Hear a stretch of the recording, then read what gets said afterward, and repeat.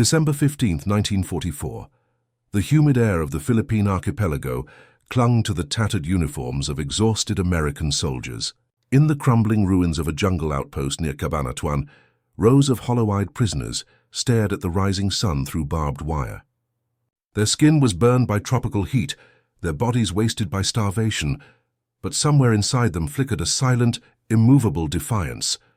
The Japanese guards called them stubborn ghosts. They refused to break. They refused to bow. U.S. Army Prisoner Diary, 1944. By then, the Japanese Empire's propaganda machine was in full force. Across Asia, posters screamed "Asia for Asians." Radios echoed Tokyo Rose's silky voice, mocking Allied soldiers and promising mercy to those who surrendered and loyalty to those who joined the new order. But deep in the camps of Luzon, Java, and Burma, a quiet resistance formed, not with guns but with grit. The prisoners were supposed to be symbols of American weakness. Instead, they became the living proof that Japan's psychological war was failing. Japanese Information Bureau broadcast, Jan 1945.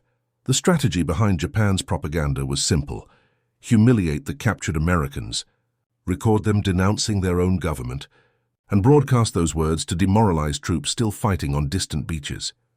Their studios in Tokyo and Manila were lined with cameras and microphones waiting for broken men.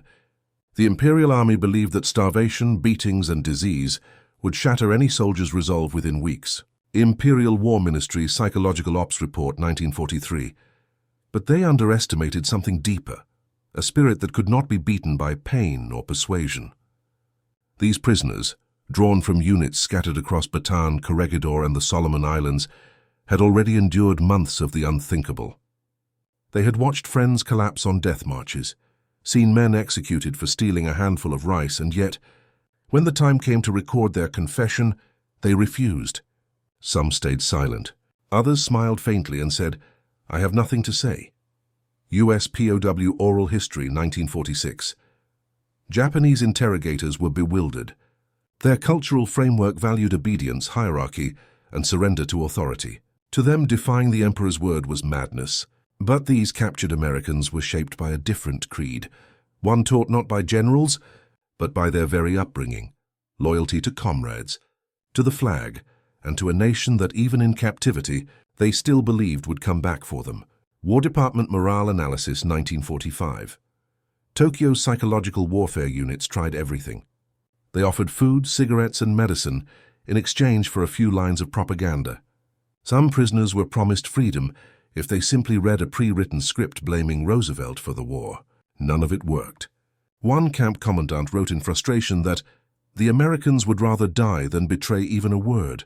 Japanese camp log, December 1944. At night, hidden behind barracks walls, whispers of resistance passed like embers. Prisoners carved secret insignias into bamboo spoons, eagles, flags, the letter V.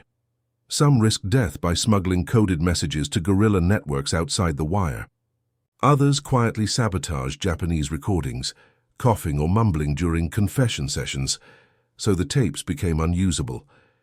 U.S. Army Counterintelligence Debrief, 1946. This was not the resistance of rifles. It was the resistance of will, the kind that frightened the Japanese propagandists far more than any weapon. For every recording session that failed, Tokyo's confidence cracked a little more. Their vision of a demoralized American army began to blur. Instead of fear, their broadcasts spread something unintended: stories of unbroken men who refused to yield. NHK Wartime Broadcast Transcript, 1945.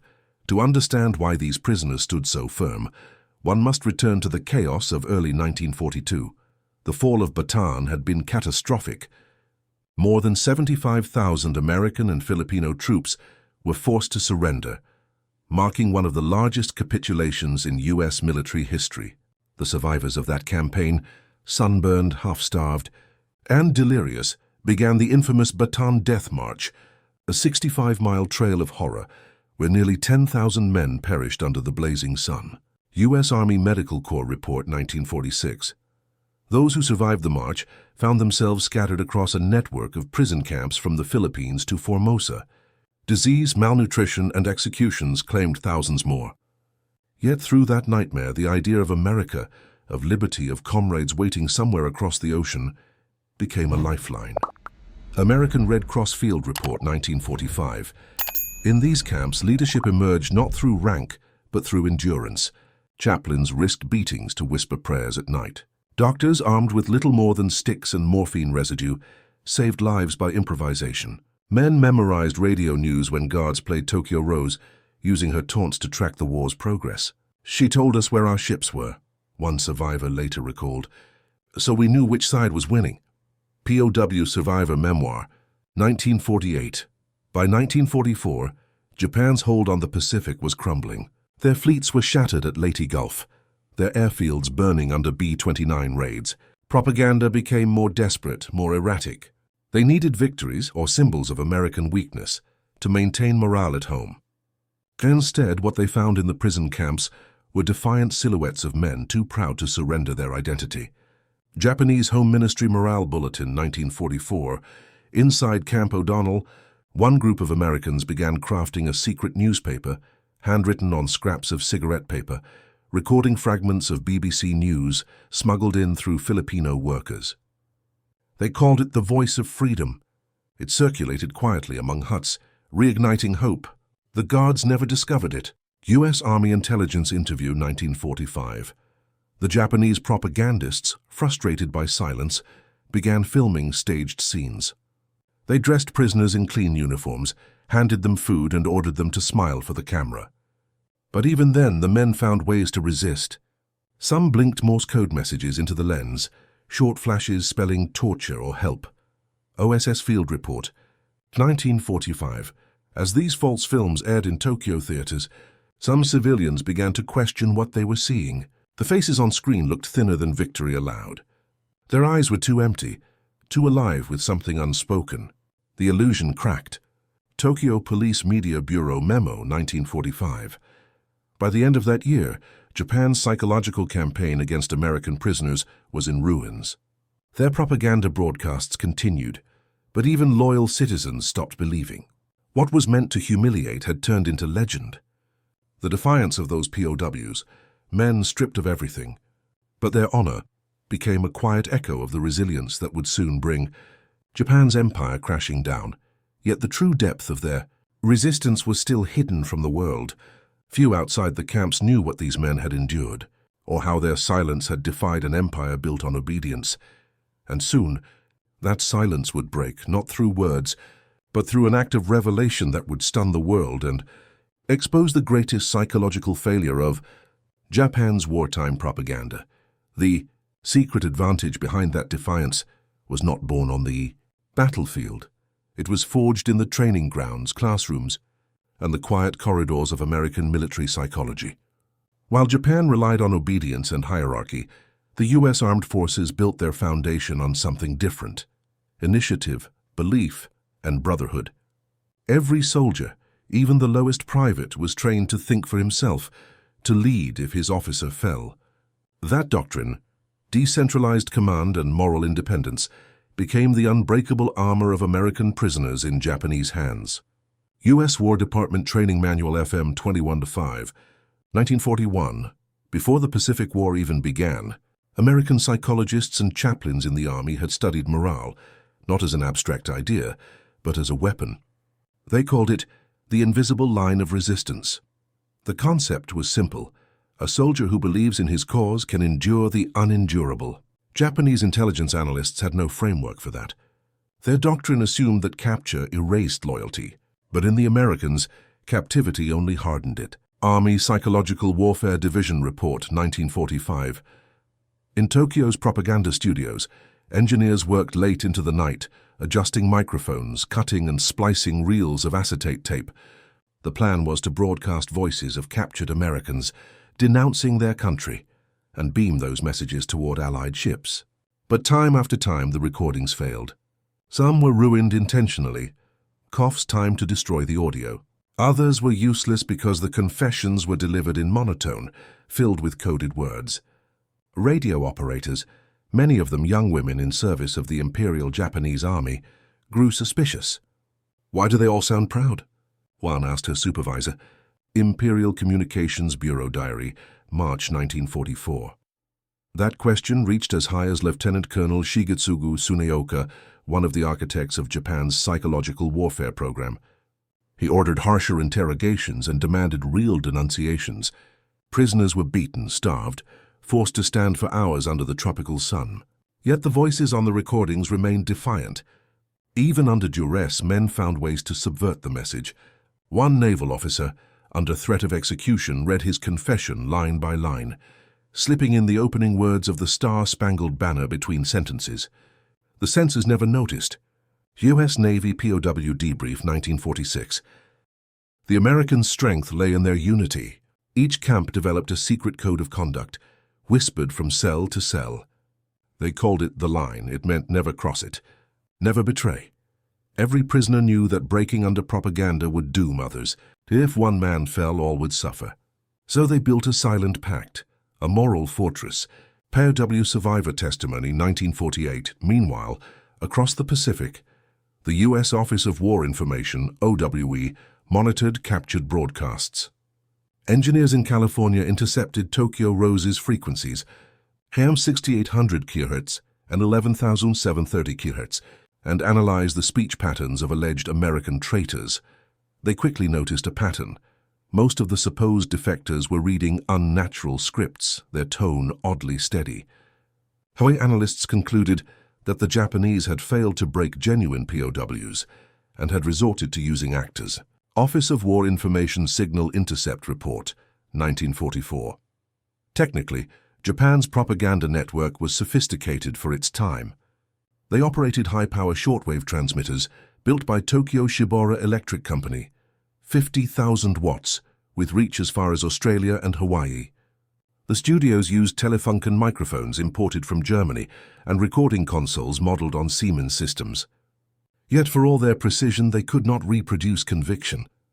The Americans' refusal to yield turned every technical triumph into empty noise. Bureau of Communications Technical Analysis, 1945. In one decisive confrontation, the Battle of the Airwaves, OE engineers fought back. Using direction-finding antennas and frequency jammers stationed in Guam and Brisbane, they counter-broadcasted messages of hope to Allied troops and POWs, overriding Tokyo's signals. They played Glenn Miller, read Roosevelt speeches, and quoted letters from home. To a starving prisoner in Luzon or Formosa, hearing a faint trace of that music was enough to keep him alive another day. Signal Corps Operations Log, Feb 1945. The psychological duel extended beyond radio. The Japanese military produced a propaganda newspaper titled The Manila Times Reborn, printing stories of American cowardice. But prisoners secretly used those same papers to roll cigarettes or write coded notes to guerrillas. The words meant to demoralize instead became tools of rebellion. Captured Document Analysis, 1945. One of the most striking examples came from Lieutenant Commander Thomas "Tommy" Reynolds of the U.S. Navy, captured after the fall of Corregidor. When brought into a Tokyo studio, he appeared calm, polite, and utterly unbroken. Asked to read a statement blaming the U.S. for the war, he looked directly into the camera and said, "I'm grateful for my food and treatment." The guards nodded approvingly. But when the film was analyzed months later, Allied linguists noticed his blinking pattern spelled GODBLESSAMERICA in Morse code. Naval Intelligence Interrogation Report, 1946. Such moments humiliated Japan's propagandists. They had turned their enemies' prisoners into heroes of resistance. The more the empire tried to use them, the more powerful their image became. When intercepted broadcasts reached U.S. troops, morale rose instead of falling. Men joked that Tokyo Rose is our morale officer. Army Morale Division Field Study, 1945. In early 1945, a single act would expose the full extent of Japan's failure. Deep inside Bilibid prison, a group of American captives built a clandestine radio receiver from scavenged parts, a tin can for resonance, bits of wire hidden in shoe soles, and a salvaged vacuum tube stolen from a Japanese truck. The device, nicknamed Sweetheart, could barely catch faint transmissions, but one night it picked up a voice, General Douglas MacArthur's, declaring, "I have returned." The camp erupted in tears and whispered cheers. Their captors had promised them America had forgotten. The radio proved otherwise. Bilibid Radio Log Oct 1944, that moment marked a turning point. The prisoners' morale surged. Every day they found new ways to defy orders, refusing to sing Japanese anthems, hiding contraband flags, passing coded prayers. Guards intensified punishments, but it no longer mattered. The captives knew the tide had turned. Japan's empire was shrinking by the hour, and their psychological campaign had backfired completely. Japanese Garrison Report, March 1945. The secret advantage then was never technological. It was psychological, a doctrine seeded in American culture itself. The idea that freedom was not given but carried within. The same spirit that trained soldiers to improvise under fire had trained them to resist under captivity. In contrast, the Japanese propaganda system, efficient yet rigid, collapsed under its own contradictions. They could not comprehend how prisoners without weapons still wielded power. U.S. Psychological Warfare Debrief, 1946. By the time American forces stormed the gates of Cabanatuan in January 1945, rescuing more than 500 emaciated prisoners, the full magnitude of Japan's psychological defeat became clear. As soldiers lifted their fellow Americans from makeshift bunks, some too weak to speak, one whispered through cracked lips, "We never said a word against her." 6th Ranger Battalion After Action Report, Jan 1945. That single sentence, carried on the humid air of the Philippines, was worth more than 1,000 victories in propaganda. It was proof that the Japanese Empire's greatest failure was not on the battlefield, but in the human spirit they had tried and failed to conquer. When the first liberated prisoners stepped off the C-47 transport planes in February 1945, wrapped in blankets and trembling with exhaustion, reporters and medics alike wept. The photographs, sunken faces, skeletal frames, but eyes burning with pride, shocked the American public. These men were supposed to have been broken. Instead, they walked with quiet dignity. Their very survival was a rebuke to the empire that had tried to erase them.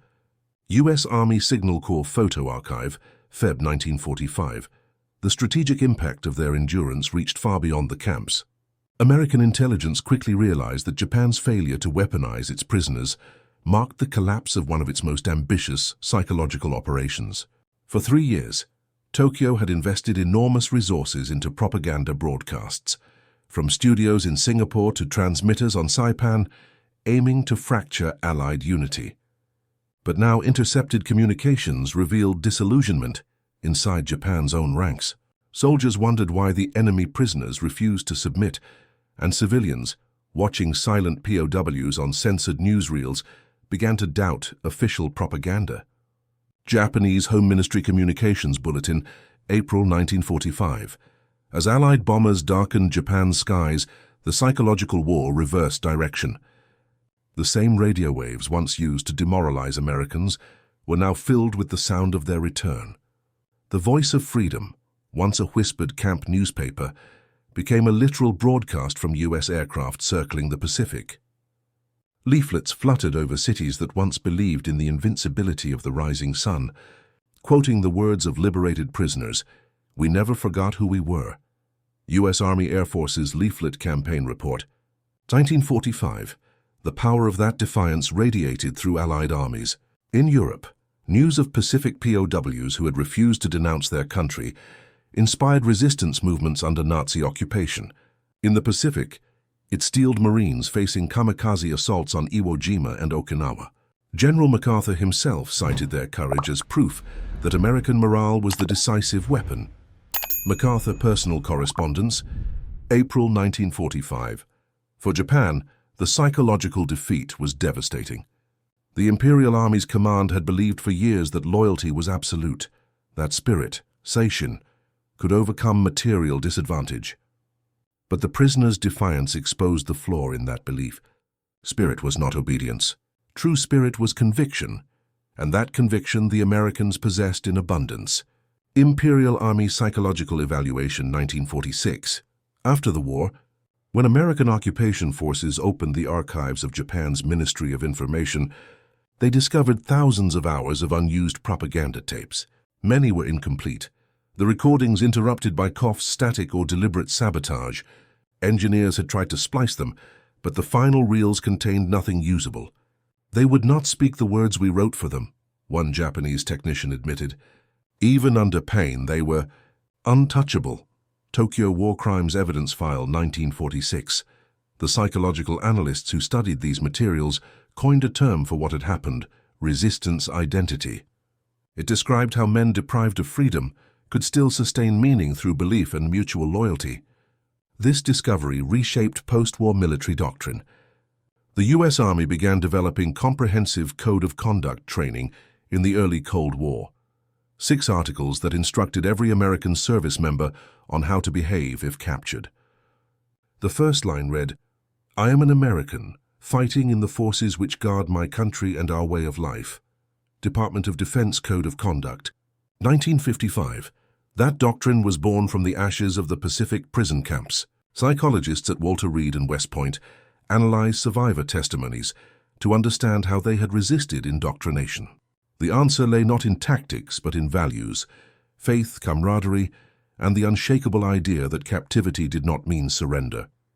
Army Behavioral Research Division Report, 1953.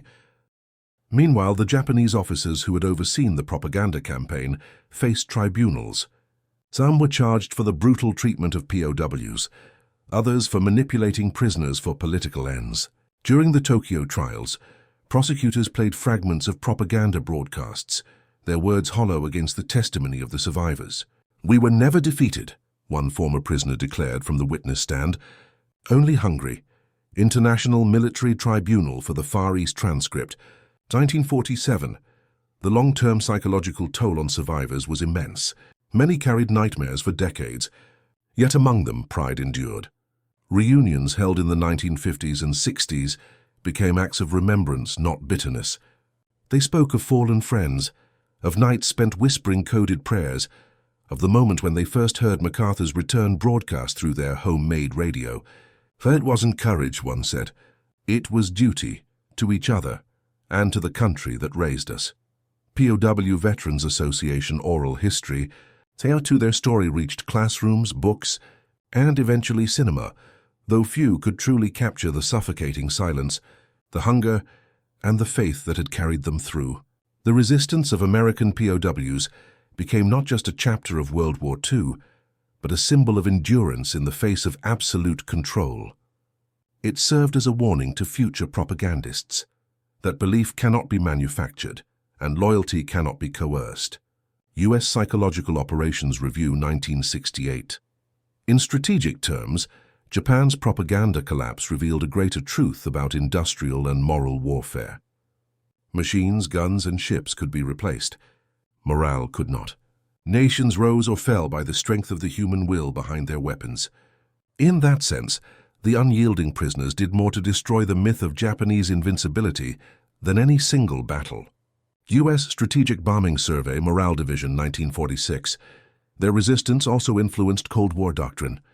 American strategists realized that the same psychological strength that had thwarted Japan's propaganda would be vital in future conflicts: Korea, Vietnam, and beyond.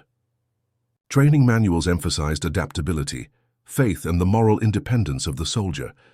The U.S. Air Force's survival schools taught new generations how to endure capture without surrendering identity, a direct legacy of the men who never broke in Tokyo's studios. Air Force SEER Manual, 1957. For Japan, the lesson was equally profound. Post-war educators quietly studied the psychological failures of wartime indoctrination, concluding that true unity could not be forced through fear or obedience. It had to be earned through trust. In the decades that followed, the nation rebuilt itself not as a military empire, but as a society founded on innovation and collective resilience, traits that, ironically, mirrored the very qualities their wartime prisoners had embodied. Japanese Post-War Educational Reform Committee Report, 1952. By the time the war's veterans began fading into history, their defiance had become legend. In museums and memorials across the Pacific, photographs of the Cabanatuan survivors stand beside fragments of barbed wire, broken radios, and dog tags. One exhibit displays a rusted tin can labeled Sweetheart, the makeshift radio that once carried MacArthur's voice into the dark. Beneath it, an inscription reads, They refused to bow. Smithsonian Tatu Wetu POW Exhibit Catalogue, 1985. That inscription captures the essence of their story. They were not warriors armed with rifles or tanks, but men stripped of everything, must except belief. Their victory was invisible but absolute. And in the long arc of military history, it proved a truth that still echoes through every conflict that followed. That propaganda, no matter how powerful, cannot conquer conviction. As one liberated prisoner said decades later, his voice trembling but resolute, a dramatized composite. They could take our freedom, our food, even our names, but they could never take the idea of America out of us, because in the end, empires rise and fall on steel and blood, but nations endure through faith, courage, and the unspoken bond between men who refuse to denounce what they are.